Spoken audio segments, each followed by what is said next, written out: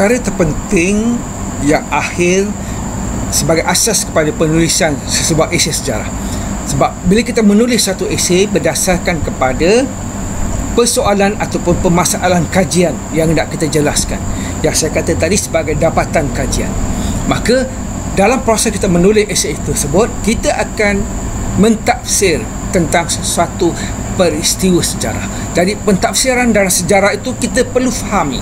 Pertama, dari segi terdapat pelbagai pandangan ataupun tafsiran mengenai bagaimana sesuatu peristiwa itu berlaku. Seperti nama tempat, masa saya katakan tadi, berdasarkan sumber lisan, beberapa orang lama yang merupakan penduduk asal satu tempat, mempunyai pelbagai cerita berkaitan dengan asal-usul tempat tersebut. Kita boleh gandingkan dari segi sumber pertama yang kita perolehi ataupun daripada sumber kedua yang kita perolehi, untuk kita membuat satu tafsiran berdasarkan kefahaman kita sendiri. Daripada tiga sudut tadi, kita boleh memberi satu tafsiran kita sendiri berdasarkan kefahaman kita tentang fakta yang nak kita jelaskan tadi. Tafsiran sejarah boleh menjadikan satu peristiwa itu bermakna, berfaedah atau sebaliknya. Itu adalah kebijaksanaan kita dalam mentafsir sejarah. Itu peringkat yang pertama. Langkah yang kedua, bila kita nak mentafsir satu sejarah, sejarah akan menjadi kaku atau tidak bermakna jika tidak dibuat tafsiran. Kalau kita hanya berdasarkan fakta, kita hurai saja. Fakta, hurai. Beri contoh, itu saja. Tapi kita tidak memberi pandangan. Kita tidak membuat tafsiran. Jadi, dia tidak memberikan satu esei itu menarik untuk dibaca, untuk dikaji untuk kajian selanjutnya. Jadi sejarawan perlu berusaha mencari sesuatu jawapan atau menerangkan tentang sebab dan musabab berlaku sesuatu peristiwa itu, berdasarkan sumber pertama, sumber kedua dan juga sumber lisan. Semua itu akan memberi satu tafsiran yang cukup menarik.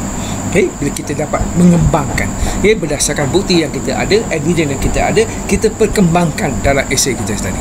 Itu akan memberi satu pentafsiran yang baik. Dan langkah yang ketiga dalam pentafsiran sejarah, pengkaji sejarah perlu mengkaji dan membuat penyelidikan mengikut tata cara yang betul dan tepat. Itu yang saya kata tadi. Apa yang kita jelaskan, persoalan yang nak kita jelaskan ataupun permasalahan kajian yang kita nak jelaskan, mestilah berdasarkan kepada fakta. Fakta itu boleh dibuktikan berdasarkan sumber pertama, sumber kedua, sumber lisan. Yang sahih, yang autentik untuk memberikan satu esei yang menarik dan menepati kehendak sejarah. Itu yang sangat penting. Jadi tafsiran tentang sesuatu peristiwa sejarah berbeza mengikut kacamata sejarawan. Kalau sejarawan barat, sejarawan Islam, sejarawan tempatan, masing-masing mempunyai pentafsiran. Tak salah kita menerima pandangan tafsiran yang pelbagai berdasarkan sumber dan bukti yang mereka ada. Jadi pelajar terbuka berdasarkan kefahaman pelajar tentang sesuatu persoalan tadi yang kita nak jelaskan sebagai dapatan isi tadi, berdasarkan sumber pertama, sumber kedua, sumber lisan itu, kita mempunyai keupayaan untuk mentafsir berdasarkan kepada fakta sejarah. Itu dikatakan pentafsiran sejarah. Jadi tidak ada yang betul, tak ada yang salah, tetapi berdasarkan kepada fakta yang dia ada, berdasarkan evidence yang dia ada pada waktu itu. Dan itu akan memberi satu tafsiran yang menarik tentang sesuatu perkara. Sebab tu saya kata, kita tak perlu ambil kita walaupun kita mengkaji tentang kajian yang telah dibuat sebelum ini, tapi kajian kita melihat dari sudut yang lain, persoalan yang lain yang nak kita huraikan dalam jangka masa yang lebih lain, yang lama, yang terkini misalnya, berdasarkan bukti-bukti terkini yang kita perolehi, itu akan memberi satu tafsir yang baik, tafsiran yang menarik. Itu yang memberi semangat kepada kita untuk mencungkil menjadi seorang sejarawan. Tafsiran sejarah berbeza kerana seseorang pengkaji cenderung untuk mendorong sesuatu pihak.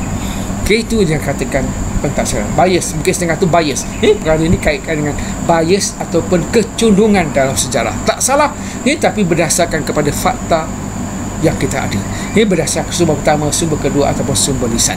Jadi bila kita menulis tentang esei sejarah berdasarkan persoalan yang telah kita bentuk, kita nak menjelaskan persoalan itu yang dikatakan sebagai dapatan kajian, itu isi dalam esei yang nak kita jelaskan mesti bersandarkan kepada evidence, iaitu sumber pertama, sumber kedua dan juga sumber ketiga. Okey, jadi pelajar gunakan sebaik-baik elemen ini yang kita katakan sebagai ciri-ciri sejarah, kepentingan sejarah, dan sebagai seorang sejarawan, student of history, kita perlu menggunakan semua perkara yang saya jelaskan hari ini dalam menulis esei kita. Supaya kita dapat menghasilkan satu esei yang menarik. Okey, bukan tajuk tu hebat, tetapi bila kita membaca esei tersebut, bila orang lain membaca esei tersebut, mereka berminat untuk meneruskan pembacaan tersebut. Okey, mereka berminat untuk mengetahui lebih mendalam tentang perkara yang kita kaji. Biar kecil tetapi mengikut format yang betul, mengikut kaedah penulisan yang betul, yang bersifat sejarah, berciri-cirikan sejarah, dan kita mentafsir berdasarkan tafsiran seorang sejarawan yang berpegang kepada sumber pertama, sumber kedua, sumber lisan.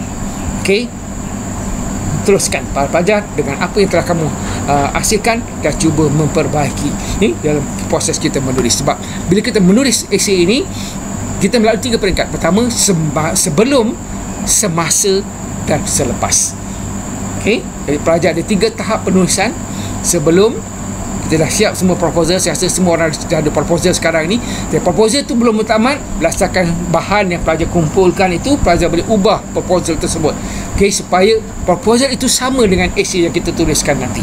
Okey, di akhir nanti selepas kita selesai esei untuk membuat pembentangan dan sebagainya. Jadi selamat, maju jaya, teruskan para pelajar, jangan susah hati.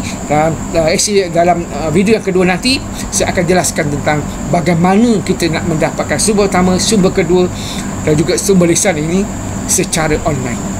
Okay, bagaimana kita nak membuatnya dan kita nak memberi maklumat-maklumat ini secara online untuk membataskan pergerakan kita, okay, terutamanya dalam COVID-19 ini. Jadi kita jaga kita, okay, keselamatan itu penting.